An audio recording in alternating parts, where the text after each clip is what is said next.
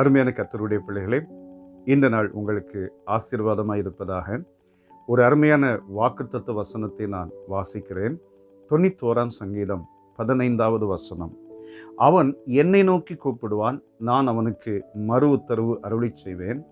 ஆபத்தில் நானே அவனோடு இருந்து அவனை தப்புவித்து அவனை கனப்படுத்துவேன். ஆண்டவர் கொடுக்கிற ஒரு அருமையான வாக்குத்தத்த வசனம் இந்த வார்த்தை. சில சமயங்களில் சந்தோஷமாக இருக்கும்போது நிறைய பேர் கூட இருப்பாங்க.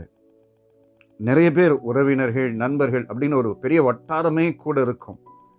ஆனால் துக்கம் அல்லது பாடுகள், வேதனையான சூழ்நிலை வரும்போது எல்லாரும் கலந்து போய்விடுவாங்க. யாரோ ஒரு சிலர் கூட இருக்கலாம். ஆனால் அந்த சூழ்நிலையில் அவர்களுடைய மனநிலை எப்படி இருக்கும்? அப்போ எல்லாம் இவ்வளோ பேர் இருந்தாங்களே, இப்போ ஒருத்தர் கூட இல்லையே, நான் தனிமையாய் இருக்கிறேனே, நான் இவ்வளோ பாடுகளாய் என்னுடைய வாழ்க்கை இருக்கிறதே அப்படின்னு யோசிக்கும் போது தான் ஒரு எண்ணம் வரும். நம்ம ஏன் கர்த்தரை தேடக்கூடாது? நம்ம ஏன் ஆண்டவரை நோக்கி பார்க்கக்கூடாது? இது வரைக்கும் இவங்களை நம்பணும், அவங்கள நம்பணும், இந்த மருந்து மாத்திரைகளை நம்பணும், இவங்கெல்லாம் நமக்கு ஹெல்ப் பண்ணி தூக்கி விடுவாங்கன்னு நம்பணும். ஒருத்தரும் ஒரு காரியமும் நமக்கு உதவி செய்யலையே. நம்ம பேசாமல் உன்னதமானவருடைய அந்த மறைவிலே ஆண்டவருடைய சமூகத்தை நோக்கி பார்க்கலாம். அப்பந்தான் ஒரு ஞானம் வரும். வந்த உடனே ஆண்டவரை நோக்கி கூப்பிட ஆரம்பிப்பாங்க. அதுதான் ஆண்டவர் இங்கே சொல்கிறார், அவன் என்னை நோக்கி கூப்பிடுவான், நான் அவனுக்கு மறு உத்தரவு அருளிச் செய்வேன். சில நேரங்களில் ஆண்டவர் இந்த வசனத்துக்காகவே சில பாடுகளை நமக்குள்ள அனுமதிப்பார். சில போராட்டங்கள் வரும்.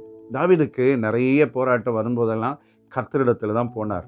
1 சாமுவேல் 30ஆம் அதிகாரத்தில் தாவீது பெலிஸ்தேருக்கு உதவி செய்ய போய் திரும்பி வந்து அவனுடைய இருப்பிடமாகிய சிக்லாக்கில் பார்க்கும்போது அவனுடைய மனைவி பிள்ளைகள், உடன் இருக்கிறவர்களுடைய மனைவி பிள்ளைகள், உடைமை பொருட்கள் எல்லாம் அமலேக்கியர்கள் சுருட்டி கொண்டு எல்லாத்தையும் எடுத்துகிட்டு போயிடுவாங்க. ஒன்று இருக்காது, எல்லாம் அக்னியால் எரிக்கப்பட்டு கிடக்கும். கலங்கி போவான். கூட இருக்கிறவங்களாம் மேலே கல்லெறியணும் அப்படின்னு நினைக்கிற வேளையில் கர்த்தருக்குள் தன்னை திடப்படுத்தி ஏபோத்தை கொண்டு வர சொல்லி தேவனிடத்தில் விசாரிப்பான். கர்த்தர் சொல்வார், நீ சகலத்தையும் திருப்பிக் கொள்வாய். அப்போ சில நேரங்களில் கர்த்தர் சில சூழ்நிலைகளை நமக்குள்ள அனுமதிக்கிறார் அப்படின்னு வச்சுக்கிட்டா நம்ம யாரை தேடணும்?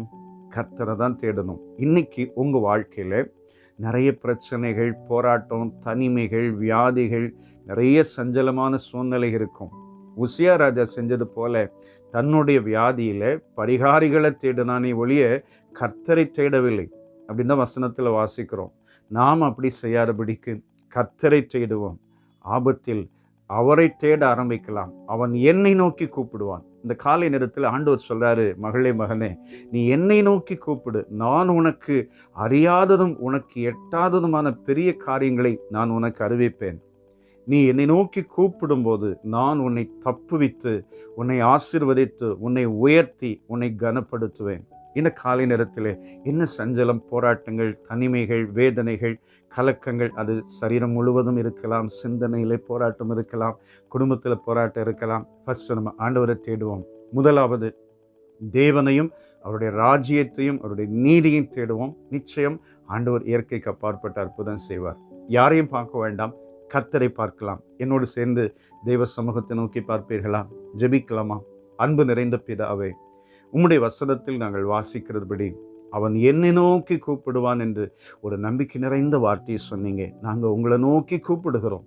அருமையான சகோதர சகோதரிகள் என்னோடு கூட இணைந்தும் நோக்கி கூப்பிடுகிறார்கள். அவர்கள் ஆபத்தான சூழ்நிலையிலே, பலவீனமான சூழ்நிலையிலே, கடினமான சூழ்நிலையிலே, வறுமையிலே, உபத்திரவத்திலே ஆண்டவரே அவர்களை தப்புவித்து, அவர்களை ஆசீர்வதித்து, நீங்கள் அவங்களோடு இருந்து அவங்களை கனப்படுத்துங்கப்பா.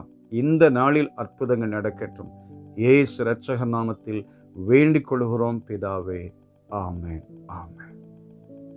God bless you. ஆமென்.